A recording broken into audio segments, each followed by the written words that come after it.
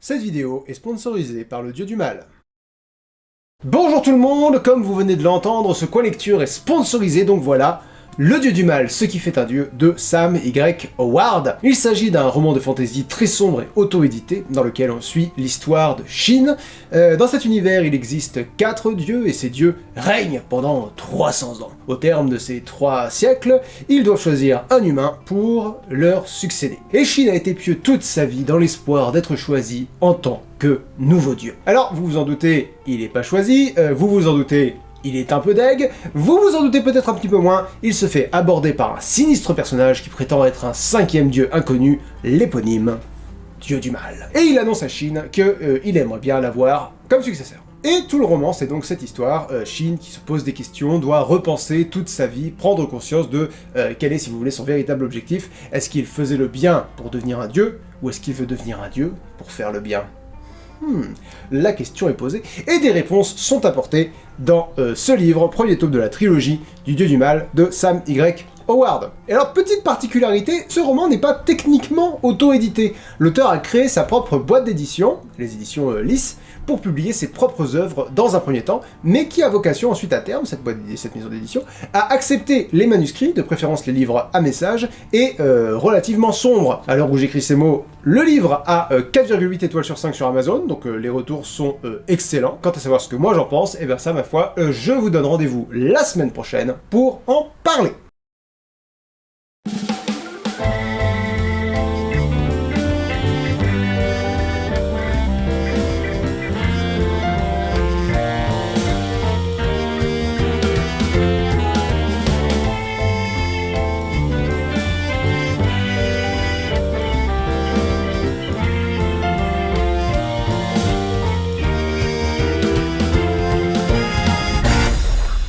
Salut tout le monde et bienvenue dans ce premier coin lecture de novembre, et qui dit novembre dit mais putain n'importe quoi, qui dit novembre dit Movember, d'où la tête de con. Voilà, le principe de Movember, c'est qu'on se rase le 1er novembre et on se laisse pousser la moustache pendant tout le mois pour sensibiliser au cancer de la prostate et des testicules, mais aussi, et c'est surtout de ça dont j'ai vraiment le plus envie de parler, de la santé mentale masculine et de la prévention du suicide. Donc une tête rigolote pour un sujet beaucoup moins rigolo. On aura l'occasion d'aborder la question à différents moments pendant le mois, mais évidemment, là pour l'instant on va surtout parler de bouquins, bien sûr. Et on commence avec le livre de l'un d'entre vous, hop là, Ma vie d'actrice de Renaud de Vrint. Et je sais comment ça se prononce parce que je me le suis fait expliquer 3 fois. Une fois dans le mail pour m'envoyer le livre, une fois dans la dédicace du livre, et une fois dans le mail pour annoncer à l'auteur que son livre allait passer dans l'émission. Mais je m'en moque pas, je sais ce que c'est, que de tenir à ce qu'on n'écorche pas son nom, je comprends très bien, il n'y a pas de problème. Donc, Ma vie d'actrice, c'est l'histoire de cette adolescente, Sacha, 17 ans, passionnée de piano, qui aide son amie Roman à passer une audition pour jouer dans l'adaptation d'une très célèbre série de BD. Et elle est bien gentille, Sacha, parce qu'elle a peur des caméras. Et elle le sait parce que quand on la filme en train de jouer du piano, elle perd tous ses moyens. Donc elle l'aide à passer cette audition, et horreur, malheur, Roman n'est pas reçu. Et pire encore, Sacha a tapé dans l'œil du réalisateur pour sa spontanéité, et c'est elle, malgré sa peur de la caméra, qui obtient le rôle titre. Ah là là, toutes les péripéties qui vont s'en suivre, etc. Bon, si le résumé vous a pas donné la même vibe qu'à moi, je vais vous mettre les points sur les i très vite. Je suis pas le public cible du tout. Du tout. Parce que le public cible, pour moi, c'est les enfants, ou les adolescents qui lisent très peu. Tous les personnages fonctionnent en cliché, et c'est pas spécialement une mauvaise chose, hein, c'est pour les jeunes lecteurs, pour les jeunes lectrices. Par exemple, l'identification comme ça, elle est facile, et puis si ce sont des clichés, c'est parce que ça marche. Faut dire ce qu'il y a aussi. Mais pour un public un tout petit peu aguerri, il n'y a pas grand chose à se mettre sous la dent malheureusement. Alors, tout fonctionne à peu près, hein, le livre tient debout, mais quand tu essayes d'y appliquer un tout petit peu une grille de monde réel, bah là, tout s'effondre. Mais en même temps, c'est pas le but. Je vais vous expliquer en vous donnant des exemples, ça va être plus clair. Sacha passe donc l'audition, voilà, et elle passe l'audition en se détendant. Parce que Roman ne lui a pas dit, mais si elle voulait l'aider à passer l'audition, elle devait signer un papier disant qu'elle passait l'audition avec elle. Qu'elle passait, si vous voulez, l'audition, elle aussi. Là, monde réel, Sacha aurait dû dire, ok, non, voilà, désolé, on trouve un moyen, mais je joue pas devant une caméra. Ça aurait été... voilà. Bon, elles arrivent devant les gens du casting, elles jouent, Sacha, pour aider son ami, réussit à se détendre et à s'amuser au début du tournage, mais finit par se rappeler qu'il y a une caméra et foire complètement la deuxième moitié du casting. Et du coup, Roman, sa meilleure amie donc, est persuadée que ça va lui coûter le rôle. Ah oui, parce que Sacha est entouré de grosses merdes. Sacha, tous ses amis... Alors, Roman, c'est la pire amie du monde, mais son mec, Brice, c'est un sac à vomi. Globalement, c'est pas, voilà, pas le bon entourage. Donc bref, Roman, pourquoi tu demandes à ton ami phobique des caméras de t'aider pour ton audition? Le réalisateur regarde les images des auditions et adore Sacha parce qu'elle a une authenticité naturelle qui ira très bien au personnage. Fantastique! Et là, je me dis aussi, mais en même temps, que c'est un peu une claque en travers de la gueule de tous les comédiens, toutes les comédiennes du monde, si vous voulez.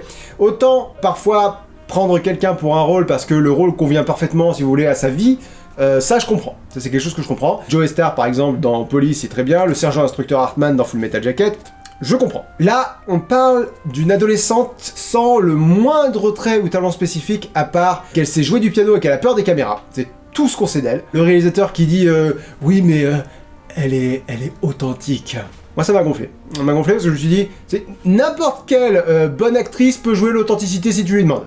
C'est pas difficile l'authenticité. Mais voilà, c'est ce que je disais, là voilà, on rentre dans des considérations du monde réel, et là c'est vraiment juste une histoire, voilà, c'est juste une histoire pour enfants, donc c'est pas... À la fin, il y a une fin heureuse pour tout le monde, le méchant, il est vraiment méchant. Ah oui, je devrais parler de ça d'ailleurs. Il y a un mystère, si j'ose dire, dans le livre. Mais le truc, c'est qu'il y a qu'un seul suspect dans tout le livre et que le suspect, c'est le coupable. Le roman essaye très maladroitement de te faire penser que ça peut être quelqu'un d'autre, mais tu vois les énormes ficelles absolument partout. Pour être un tout petit peu plus explicite, quelqu'un harcèle Sacha sur le tournage, pourrit sa loge, envoie des photos compromettantes d'elle à des journaux, et je sais pas à quel point je peux ou je ne peux pas spoiler, donc je vais rester... Mais globalement, si on suit le roman, il y a, j'ai envie de dire, 3 principales suspectes, même si le roman ne va insister que sur une seule d'entre elles. Il y a quelqu'un qui déteste Sacha pour une mauvaise raison, quelqu'un d'autre qui déteste aussi Sacha et pour de mauvaises raisons aussi, et quelqu'un qui est très très gentil avec elle. Très gentil. En fait, à la lecture, moi ça m'a rappelé, alors là je vais compter sur le fait qu'on a probablement à peu près le même âge, parce que si c'est comme sur Link the Sun et que vous avez en moyenne 10 ans de moins que moi, ça va pas vous parler, mais ça me rappelle les films de Disney Channel. Je sais pas si vous voyez l'idée des films, genre réalisés par et pour la chaîne Disney Channel. Ou alors un adolescent ou une adolescente qui a un ou une meilleure amie ou plusieurs, et des parents qui s'inquiètent un peu ou qui sont absents, enfin voilà, vous voyez ce genre de cliché. Et il lui arrive évidemment un truc incroyable, il ou elle ne réagit absolument pas comme une personne normale, ce protagoniste ment à tout le monde, ce qui génère des quiproquos évidemment, que tout le monde pardonnera à la fin, parce que le ou la méchante, qui est soit un ado, soit un adulte complètement débile, aura fait pire, et du coup le protagoniste et ses meilleurs amis auront réglé la situation. Oui. Voilà, vous voyez des films genre... alors genre Mon clone et moi, ou Savant en herbe, ou Le garçon qui venait de la mer, et là je vous donne des noms. Moi je suis allé les chercher sur Wikipédia, les noms, je les connaissais pas, j'avais juste un très très vague souvenir de genre... Attends, il y a un gamin qui découvre un clone de lui dans un film de Disney Channel, bref. Donc voilà, ce livre m'a rappelé ces films, rien de techniquement mauvais, bien sûr, mais des enjeux très simplistes, des personnages très creux, et qui seraient d'horribles personnes dans le monde réel. Je veux dire, quand Brice apprend que sa meuf va jouer le premier rôle dans un énorme film, il lui fait à moitié la gueule parce que quand même, elle lui a pas dit. Évidemment, Roman va faire la gueule comme pas deux. Alors Sacha va lui promettre de pas jouer dans le film. Là, je me suis dit, c'est chouette parce que ça, c'est une réaction humaine et normale. Et j'ai hâte de voir pourquoi elle va finir par accepter. Parce que du coup, pour qu'il y ait un livre, il faut qu'elle accepte de jouer dans le film éventuellement. Alors, je vous spoil pas, c'est une très bonne raison de finir par jouer dans le film. Non seulement d'alimenter le somme de sa meilleure amie, mais en plus d'affronter sa phobie des caméras, donc il faut que ce soit une raison costaud. Donc ça marche, sauf que là, l'auteur plonge à pieds joints dans un des tropes que je déteste le plus dans n'importe quel genre de fiction, le malentendu forcé. C'est-à-dire qu'elle pourrait dire à Roman, désolé, je sais que je t'ai promis de ne pas accepter le rôle, mais je dois revenir sur cette promesse, voilà pourquoi, là encore, très bonne raison, j'espère que tu comprendras. Et au passage, si elle comprend pas, c'est une connasse, tu seras mieux sans, voilà. Souvent, Roman réagit comme une connasse, hein, d'ailleurs. Mais bref, donc, il faut, pour l'histoire, il faut qu'elle se parle pas pour l'histoire. Mais donc voilà, cette conversation, donc je disais, cette conversation de 2 minutes, là, qui pourrait tout régler, n'a pas lieu. Ok, Batman, on doit s'affronter, mais Lex Luthor retient ma mère en otage et il me fait chanter pour qu'on s'affronte. Viens, on lui défonce sa gueule. Voilà, cette conversation-là, c'est cette conversation-là qui a pas eu lieu. Oui, je suis encore salé, Je suis encore salé parce que pour moi c'est le moment où le DCU est mort, donc pour moi c'est une bonne raison si vous voulez d'être encore salé. Par contre, alors en termes de thèmes, il y a deux thèmes qui ressortent plutôt, qui ressortent franchement bien. D'une part, il y a l'univers du cinéma. Alors on a à peu près la même expérience au cinéma, l'auteur et moi, je pense, c'est-à-dire on a fait une école de cinéma. Enfin, j'ai aussi un frère qui est comédien. Enfin voilà, mais je présume pas trop des connaissances de l'auteur à ce niveau-là, mais tout ça pour dire, je pense pas m'y connaître plus que l'auteur, mais plusieurs fois je me suis dit, le monde du cinéma, je pense pas que ça fonctionne comme ça. Genre, à un moment donné, il explique que HMC, ça veut dire habillement, maquillage et costume. Alors non, costume et habillement, du coup, c'est pareil. Le C de HMC, c'est coiffure. Et enfin, il y a plusieurs moments comme ça où je me suis dit, ça ressemble à une vision un peu minimaliste et un peu fantasmée, si vous voulez, du monde du cinéma. Mais là encore, j'ai jamais foutu les pieds sur un plateau, je ne sais pas. Je partage un ressenti, on est là pour ça. Et il y a un autre élément qui ressort du livre, mais alors là, j'y connais vraiment rien, et je sens bien que l'auteur est un expert, je sens bien que j'ai affaire à un spécialiste, c'est la Belgique. Ah ça, il en est fier. Ah, je suis devenu incollable sur le système scolaire belge avec ce livre. Le nombre d'astérisques qui renvoie des explications en bas de page sur comment ça fonctionne en Belgique, telle ou telle chose. À la fin, il y a un personnage qui ouvre une pâtisserie, et alors nous avons un aperçu de l'art pâtissier belge, tout magnifique. Alors, honnêtement, c'est trop, mais c'est quand même un peu touchant. Je me dis ça parce que si ça avait été la Bretagne, par exemple, j'aurais été conquis parce que c'est mon pays. Donc là, voilà, ça me fait un peu la même chose, mais par procuration, si vous voulez. Genre, il est un peu chiant quand même à toujours me parler de ces trucs. Je m'en fous, moi, que les Belges, ils mangent de la compote en accompagnement, mais quand même, ça sent qu'il aime parler de son pays. Donc quand même, c'est cool. Voilà.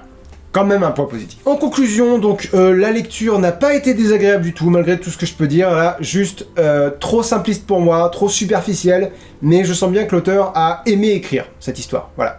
J'aime bien la démarche, j'aime bien l'intention, je pense qu'il y a un lectorat, je pense qu'il y a vraiment un lectorat pour ça, notamment donc les jeunes lecteurs et lectrices, les gens qui aiment les lectures simples, simplement. Vraiment, j'insiste, c'était loin d'être mauvais, d'après moi, toujours d'après moi. Et je vous invite à vous faire votre propre avis en le lisant.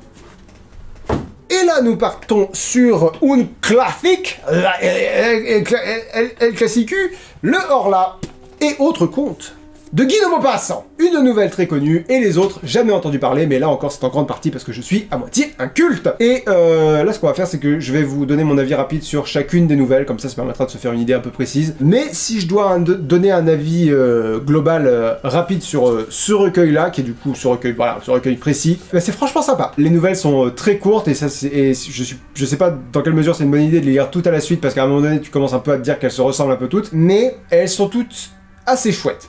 Elles sont toutes assez chouettes. Ce sont des histoires fantastiques qui font peur. Alors, pas mal sur la retenue. On est dans la suggestion un peu. Avec un twist à la fin, genre... Et il n'y avait personne dans le cercueil. Ma tête pour la miniature. Le lectorat moderne va se dire... ouais, alors, ça c'est le début de l'histoire, normalement. Mais en fait, comme Maupassant installe très bien et très vite son atmosphère... bah ça marche quand même, C'est un peu le principe des histoires de fantômes autour du feu de camp, si vous voulez. Il y a un élément horrifique, mais qui a été lentement préparé et amené, et du coup, bam, il fonctionne. Alors la première nouvelle, c'est la première version du Horla. Et je savais pas qu'il y avait deux versions du Horla. La première version, c'est genre toutes les idées du Horla, toutes les idées dans la nouvelle, mais mal articulées, voire pas articulées du tout. C'est la présentation d'un gars qui est présenté comme fou. Il décrit ce qui lui est arrivé, les visions, tout ça machin. Et à la fin, le lecteur doit se faire sa propre opinion. Fou ou possédé ? Et le deuxième Horla, c'est le Horla plus long et beaucoup mieux construit, où là les différents événements sont construits, amenés. Le point de vue est celui de la personne possédée cette fois-ci, ou folle, dépendant le point de vue de celui-là, et il sent une présence qui le harcèle, et c'est de pire en pire, il se sent obligé de faire ce que la présence réclame, jusqu'à ce qu'il finisse par cramer sa baraque, hein, voilà, pour se débarrasser de l'esprit, et ça suffit toujours pas, donc à la toute fin, Maupassant laisse entendre qu'il met fin à ses jours. Donc c'est beaucoup plus glauque que la première version, c'est beaucoup plus flippant, et c'est pas vraiment surprenant que ce soit cette histoire-là qui soit passée à la postérité, parce que elle fait partie des meilleures. Elle fait partie des meilleures nouvelles de ce recueil-là précisément. Ce recueil-là qui n'est pas un recueil très établi, si vous voulez, chez Maupassant. Ensuite, on a La main d'écorché, c'est l'histoire d'une soirée étudiante, plus ou moins une soirée étudiante de l'époque, si vous voulez, où un gars ramène une main séchée. Grosse éclate. Il dit qu'il va l'accrocher à sa porte. Bon bah voilà. Bah grand malade, bravo. Et donc, ce monsieur est retrouvé étranglée et la main a disparu. Ah là là. Et elle réapparaît plus tard sur la tombe de l'homme à qui elle appartenait. Ah là là. Voilà, donc ça c'est ce genre d'ambiance. Ensuite, on a une nouvelle qui s'appelle Sur l'eau, à peu près la même structure. Un homme sombre dans le sommeil dans sa barque sur la Seine et voit des choses terribles. Réalité ou cauchemar? Réponse à la fin de la nouvelle. Enfin, du coup non, pas de réponse vraiment, c'est... La prochaine nouvelle s'appelle Coco Frais. Et j'ai appris qu'un coco c'était une boisson à base d'eau citronnée dans laquelle avaient macéré des bâtons de réglisse. Et pour le coup ça fait vraiment peur. Que des gens voient ça dégueulasse, absolument dégueulasse. La nouvelle suivante, elle était bizarre celle-ci, elle s'appelait Magnétisme, et tu sens qu'elle reflète les angoisses d'une époque. La science progresse à vitesse grand V, et les hommes commencent à se rendre compte, si vous voulez, qu'il y a plein de choses qui existent, mais qu'ils peuvent pas voir. Donc là, on a un personnage sceptique, confronté à des personnages plus naïfs, et les arguments de tout le monde sont... nuls.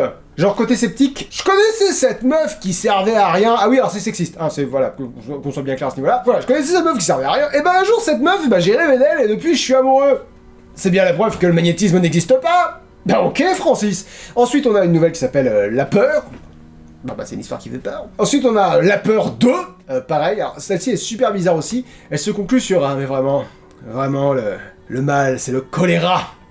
Avec un C majuscule. Parce que j'ai l'impression que le choléra c'est symbolique d'autre chose, mais voilà, bizarre ces deux-là. Ensuite, alors j'ai été un peu déçu parce qu'on a une nouvelle qui s'appelle Conte de Noël. Et j'adore Noël. Sauf que c'est l'histoire donc d'un mec qui trouve un œuf par terre, tout chaud, et qui le donne à manger à sa femme, et après la femme il faut l'exorciser.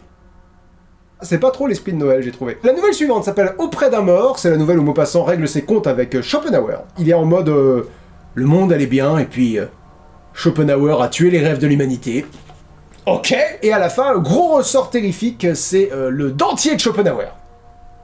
Ça change. Après, on a une nouvelle que j'ai, alors là pour le coup, authentiquement beaucoup aimée. Elle s'appelle Apparition. C'est une histoire de fantôme, et le ressort horrifique fonctionne vraiment très très bien sur celle-ci. Globalement, le personnage voit quelque chose, essaye de se convaincre qu'il a halluciné, parce que c'est pas... voilà, et constate une preuve de ce qu'il a vu, une preuve physique, une preuve tangible de ce qu'il a vu. Très chouette celle-ci. La nouvelle suivante, c'est lui, point d'interrogation. Et là pour le coup, celle-ci est aussi vraiment flippante. Il y en a plusieurs qui sont vraiment flippantes. Même si alors là pour le coup, le protagoniste est vraiment d'énormes sacs à merde. Globalement, il s'est marié avec n'importe qui juste parce qu'il avait une peur panique dès qu'il était seul. Et la description de sa peur est très très bonne. Après, c'est bizarre parce qu'on a une nouvelle qui s'appelle La Main et qui ressemble vraiment énormément à La Main d'écorché dont on a parlé plus tôt. C'est à peu près les mêmes ressorts. Ouais, c'est bizarre. Moi, je les aurais pas mis toutes les deux dans le même recueil, dans la même compilation. Pour moi, c'était pas un super calcul. Ensuite, on a La Chevelure, rien à voir avec Baudelaire. Et alors, vous allez peut-être pas me croire parce que c'est l'histoire d'un gars qui tombe amoureux d'une commode. Et ben, c'est peut-être une de mes nouvelles préférées dans ce livre-là, en tout cas. Parce que la description de la relation entre le type et sa commode est terrifiante, à cause d'un truc qu'il y a dans la commode. Je vous spoil pas, parce que là, pour le coup, je vous invite à la découvrir, dans n'importe quel recueil où elle figure, La Chevelure. Après ça, on a un fou, point d'interrogation. Et là, pareil, on verse dans les peurs de l'époque, Maupassant a peur de la télékinésie. Ouais. Après ça, on a Misty, une nouvelle où un jeune homme et sa conjointe vont voir une diseuse de bonne aventure, et la jeune femme prend à la lettre ce qu'on lui dit, et à la fin, il y a un chat qui meurt. Donc c'est triste, moins 5 étoiles. Lettre d'un fou ensuite, là pour le coup ça m'a un peu évoqué Lovecraft, dans le sens où on est sur une nouvelle qui se base un peu sur rien n'existe, tout est une construction de l'esprit.